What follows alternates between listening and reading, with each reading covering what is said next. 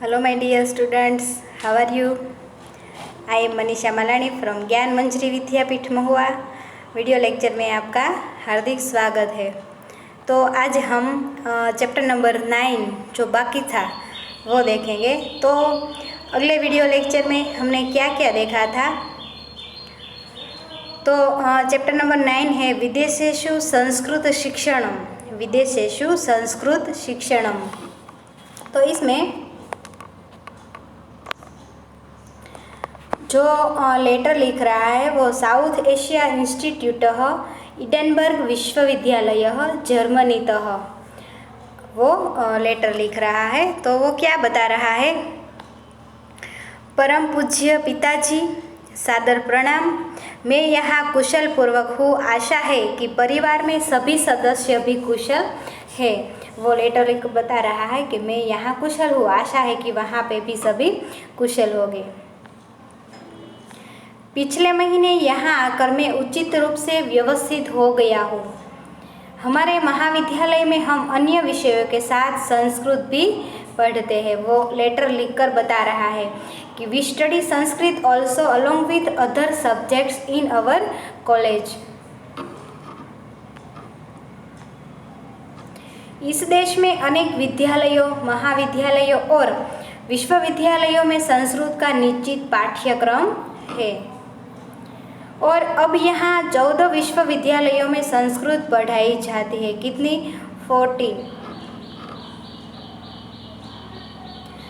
अनेक विद्यार्थी विभिन्न देशों से संस्कृत पढ़ने के लिए यहाँ आते हैं। छात्र इटली, इंग्लैंड और यूरोप से यहाँ आकर संस्कृत पढ़ते हैं। तो कहाँ कहाँ से स्टूडेंट्स आते हैं और स्टडी करते हैं?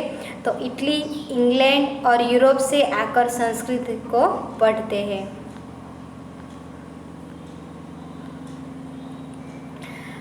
नेक्स्ट, जर्मनी देश के प्रोफेसर डॉक्टर मिशेल कहते हैं कि भारतीय दर्शन और बौद्ध विचारधारा की पुस्तकें संस्कृत में ही लिखी हुई है, इसलिए संस्कृत पढ़ना और पढ़ाना आवश्यक है।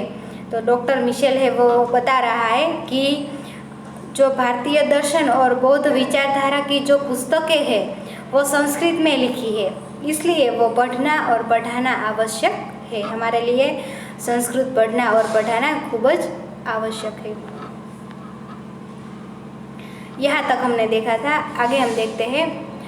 भारतीय दर्शनस्य पुराणेति इतिहासस्य विज्ञान विषयानां भारतीय संस्कृतेः च ज्ञानाय संस्कृतेन लिखितानि मूलपुस्तकानि एव पठितव्यानि। तो भारतीय दर्शन, इतिहास, पुराण, विज्ञान के विषयों और भारतीय संस्कृति के ज्ञान के लिए संस्कृत में लिखी गई मूल पुस्तकें ही पढ़नी चाहिए। तो हमें भारतीय दर्शन, इतिहास, पुराण और विज्ञान के विषयों और भारतीय संस्कृति के ज्ञान के लिए जो हमें वो सब ज्ञान प्राप्त करना है, तो हमें संस्कृत में लिखी गई जो मूल पुस्तक है वो ही पढ़नी चाहिए। मूल पुस्तकानि एव पठितव्यानि, वो ही पुस्तक हमें पढ़नी चाहिए। For the knowledge of Indian philosophy, Purana, history, science and Indian culture the basic book written in Sanskrit should be studied. तो सब वो ज्ञान प्राप्त करने के लिए संस्कृत की जो मूल पुस्तक है वो ही हमें पढ़नी चाहिए।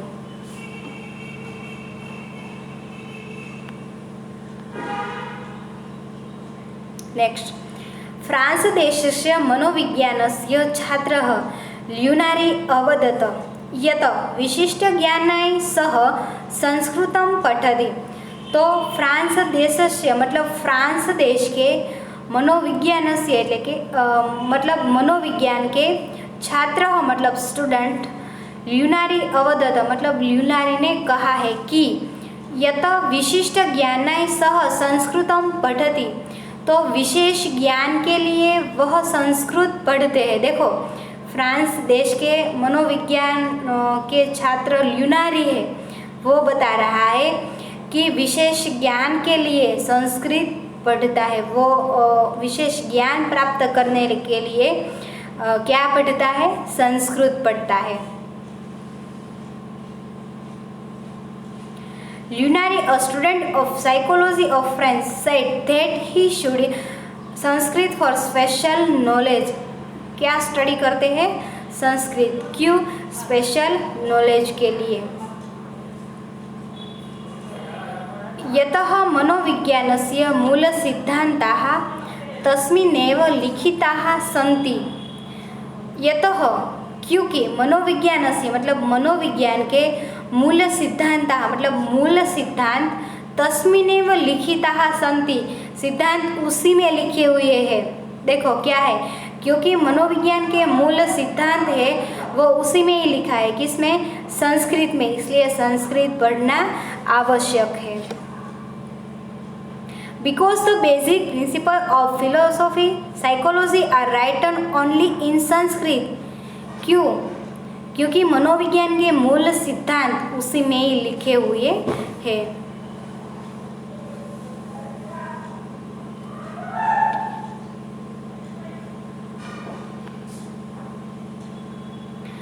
अस्मिन् विश्वविद्यालये सर्वे आचार्याः कथयन्ति यत् वैश्विकराजनीतेः अर्थशास्त्रस्य च ज्ञानाय. तो इस विश्वविद्यालय में सभी जो आचार्य है वो कहते हैं कि सर्वे आचार्याः कथयन्ति मतलब सभी आचार्य कहते हैं कि यत् वैश्विक राजनीतेः विश्व की राजनीति, वैश्विक राजनीति मतलब विश्व की जो राजनीति है वो, और अर्थशास्त्र से मतलब अर्थशास्त्र के ज्ञान है मतलब ज्ञान के लिए. तो इस विश्वविद्यालय में सभी आचार्य कहते हैं कि विश्व की राजनीति और अर्थशास्त्र के ज्ञान के लिए.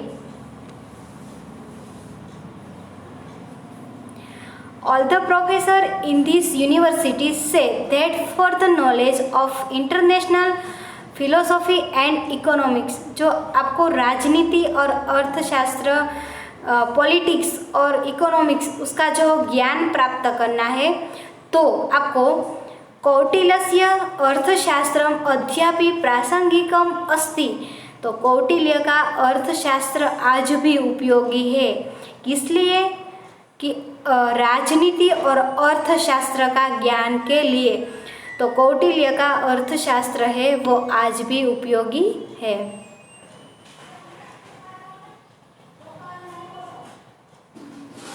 तो इस विश्वविद्यालय में सभी आचार्य कहते हैं कि विश्व की राजनीति और अर्थशास्त्र के ज्ञान के लिए कौटिल्य का अर्थशास्त्र है वो आज भी उपयोगी है. कौटिल्यस्य अर्थशास्त्रम अद्यापि मतलब आज भी, प्रासंगिकम अस्ति मतलब उपयोगी है.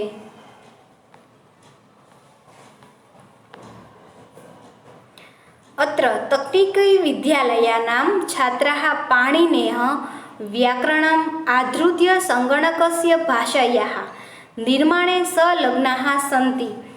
तो क्या बता रहा है कि अत्र तकनीकी विद्यालयानां मतलब तकनीकी विद्यालयों के छात्राः मतलब छात्र पाणिनीय व्याकरणम तो पाणिनि के व्याकरण आधृत्य मतलब के आधार पर संगणकस्य भाषाया संगणकस्य मतलब कंप्यूटर की भाषा के निर्माणे संलग्नाः सन्ति.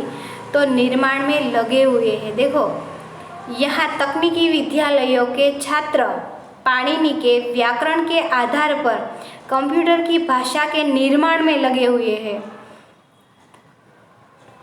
तकनीकी विद्यालय के जो स्टूडेंट है वो पाणिनि के व्याकरण के आधार पर, पाणिनि ने जो व्याकरण लिखा था उसके आधार पर कंप्यूटर की भाषा के निर्माण में लगे हुए हैं. वो लैंग्वेज है वो बना रहा है.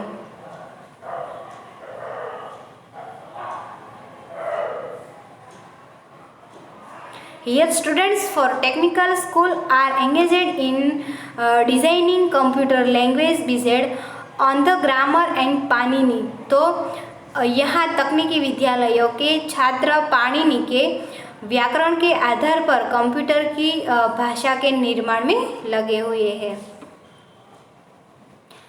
अवकाशकाले अपि एतेषु विद्यालयेषु संस्कृत पाठनाय विशेषा व्यवस्था क्रियते। देखो, अवकाश काले मतलब अवकाश के समय में, जब वेकेशन पीरियड होता है तब, अपि एतेषु विद्यालयेषु, तो वेकेशन के समय में भी इन विद्यालयों में संस्कृत पाठनाएं, संस्कृत पढ़ाने के लिए विशेषा व्यवस्था क्रियते, तो विशेष व्यवस्था की जाती है। तो अवकाश के समय में भी इन विद्यालयों में संस्कृत पढ़ाने के लिए विशेष व्यवस्था की जाती है।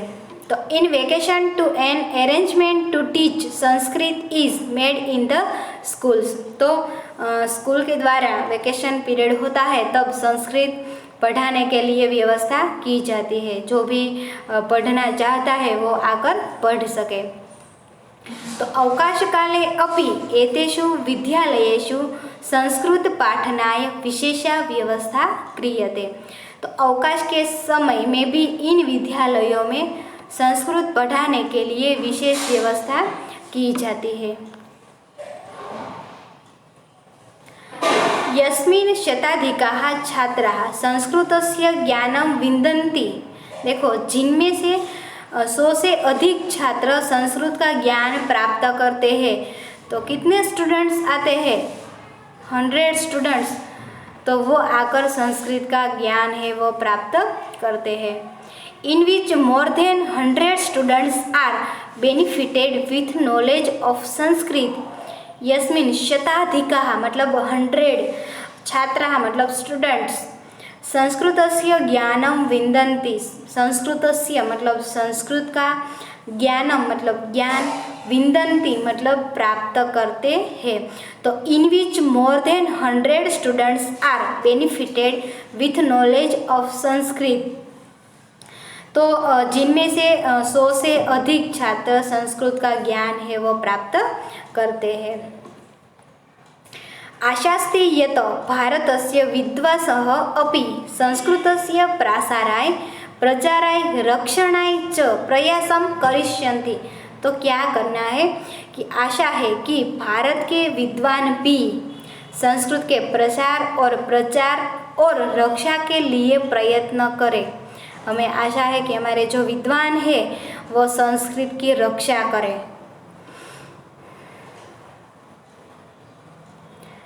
It is hoped that scholars of Indian will make effort for in expense progressing in pronunciation of Sanskrit, तो क्या है, आशा है कि भारत के विद्वान भी संस्कृत के प्रचार और रक्षा के लिए प्रयत्न करें।